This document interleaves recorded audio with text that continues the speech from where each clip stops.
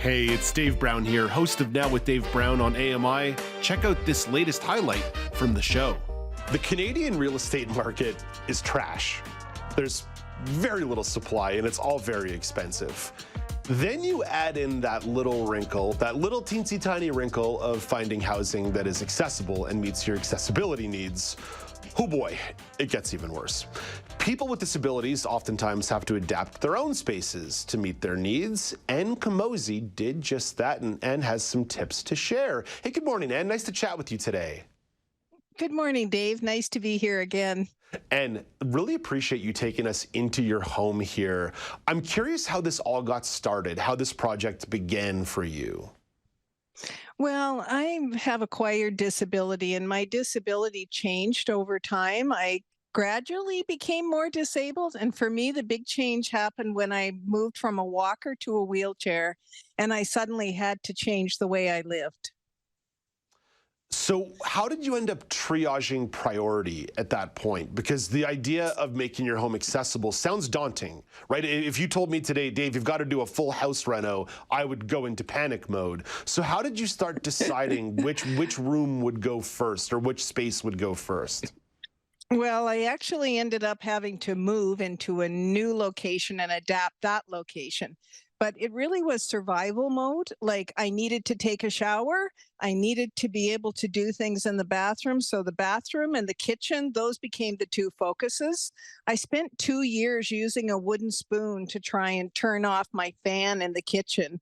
And I was like, I cannot do this anymore. I need to I need to live in a different way. And I also had moved from, we had catastrophic things happen, and my husband ended up being in long-term care. So I was now alone. So I not only had to adapt to it being in a wheelchair, but I had to adapt to being alone. And so I had to become independent, or else I faced institutionalization. And that was just like, that's not the way it should work. We should be given more support, but that's unfortunately the world we live in, and accessible places are not easy to find.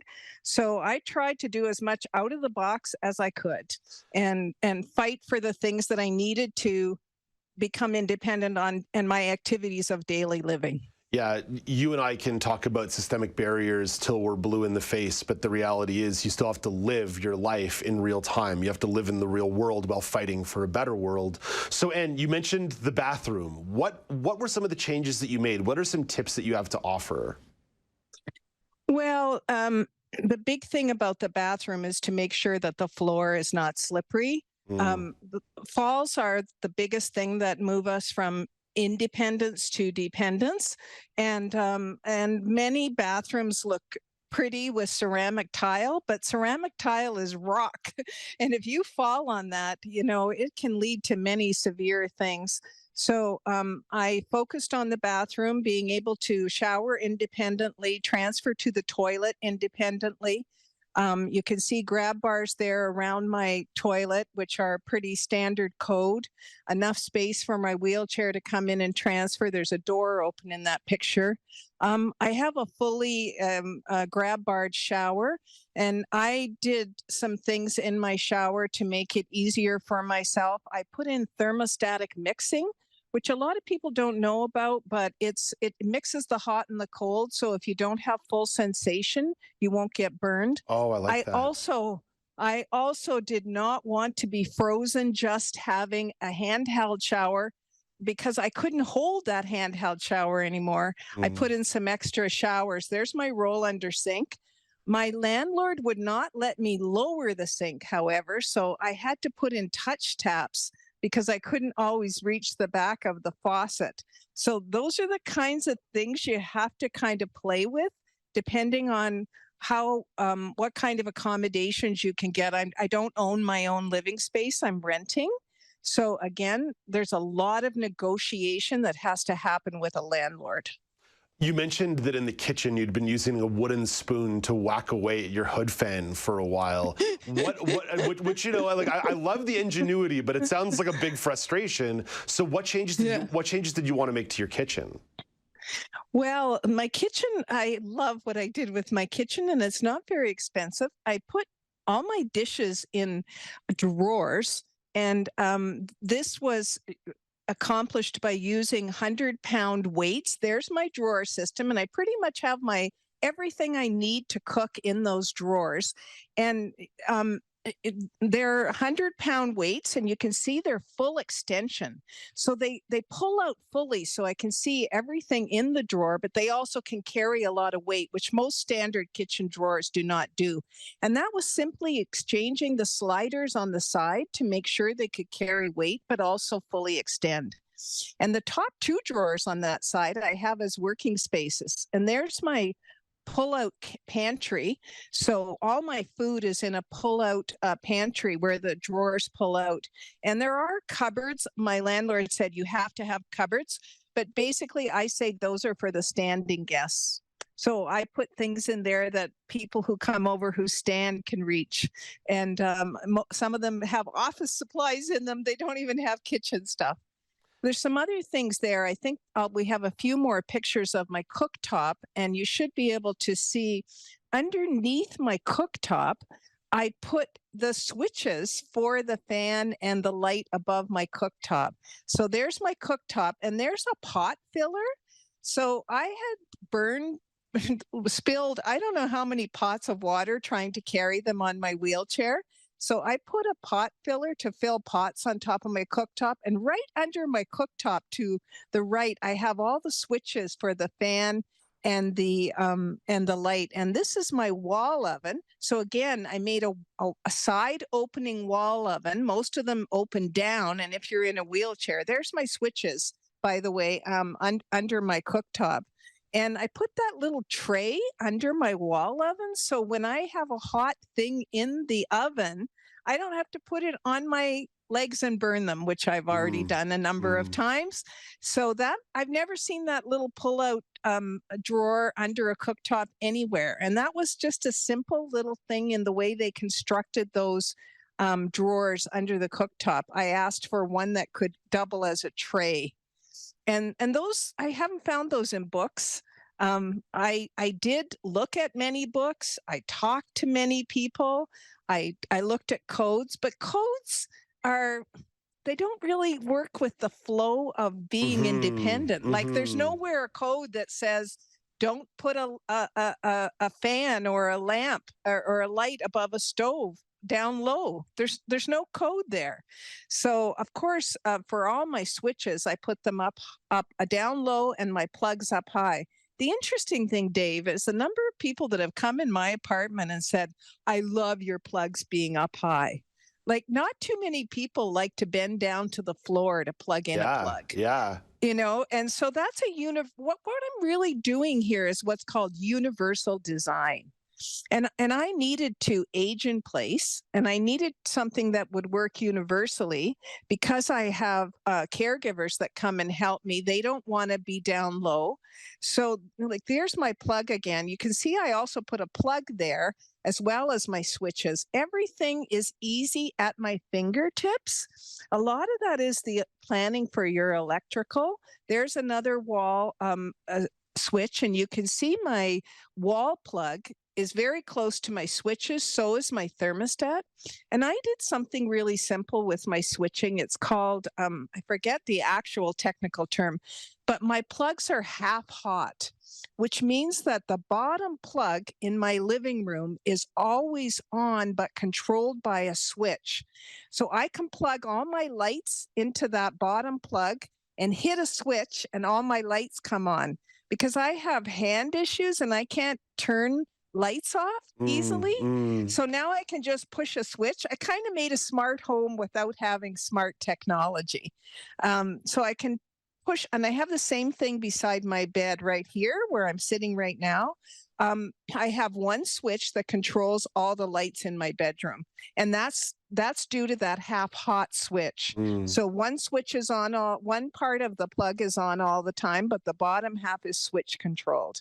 So smart technology also helps us a lot with disabilities. And that's something we can really do to improve our lives. And it really seems like you combined physical usability with some technology and some creative thinking here. You alluded to your process Tell me a little bit more about the conversations you had, what you were reading, because the common thread across what you described in the bathroom, the kitchen, your lighting, is that it was really well thought out, like really, really well thought out. I think that's a really prime example for a lot of people to take note of. So tell me a little bit more about your process.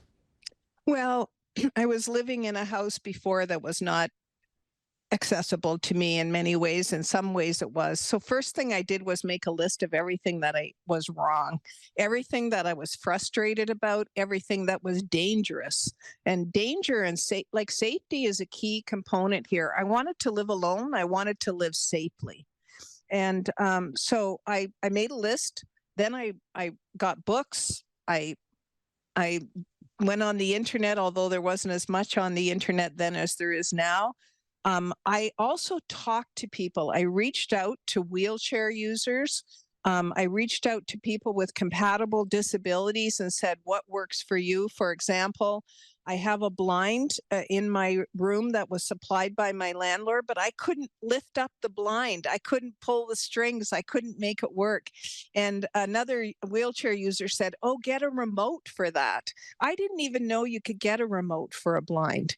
And that did cost me a little bit of money, but it's been one of the most wonderful things to get into bed and go, oh God, I forgot to put the blind down, and I just get my remote and down it goes. Not to mention that I couldn't physically put the blind up and down. I looked at the codes. The codes were woefully inadequate. So I definitely wanted to meet and exceed the codes if I could. Then the biggest part of my job was negotiating with my landlord. That was really difficult. You need to look and see if there's grants available. In Nova Scotia, there are grants available. What I did with my landlord was I traded off things. So in most of the apartments, he was putting in these bar counters. Well, I couldn't sit at a bar counter. I didn't want a bar counter. So I said, well, how much can I get for that bar counter? So I traded a wall oven for a bar counter, kind of thing. And that negotiation with the landlord was key. There were certain things that he was not willing to bend on. He would not lower my sinks, for example. And that was really a challenge for me to figure out how to adapt to that. In the end, I put in these touch taps so that I can just touch the tap and turn it on rather than have to reach for a faucet. So it's a process. Universal design is very important. When we're talking about universal design, we're talking about making it good for a child, making it good for an old person, making it good for a person in a chair, making it good for a person with low vision. And you can really accomplish all of those things. And we really should be looking at building homes that are built like that. But that's a huge conversation, and one that is not going to happen anytime soon.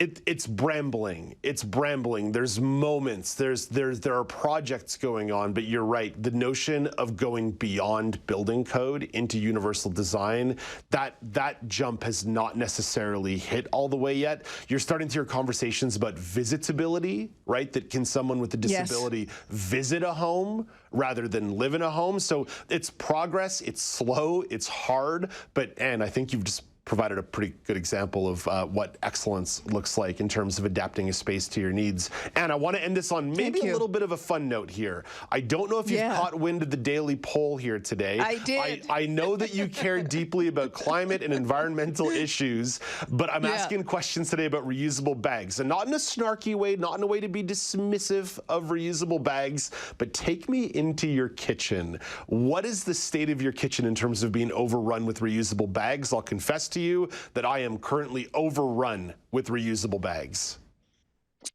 Well, I'm probably a little bit different than everybody. I started arguing for reusable bags in the 80s.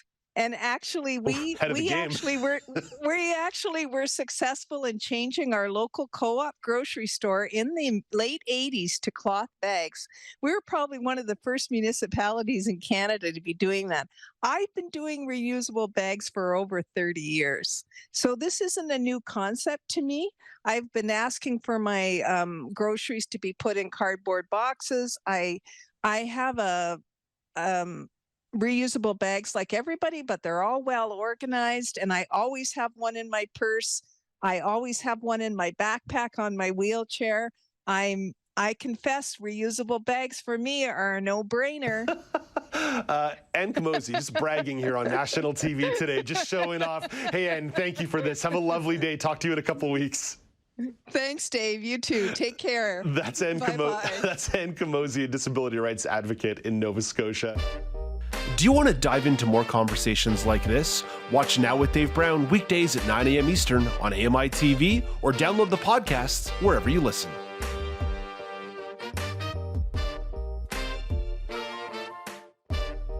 Do you want to dive into more conversations like this? Watch Now with Dave Brown weekdays at 9 a.m. Eastern on AMI-TV or download the podcast wherever you listen.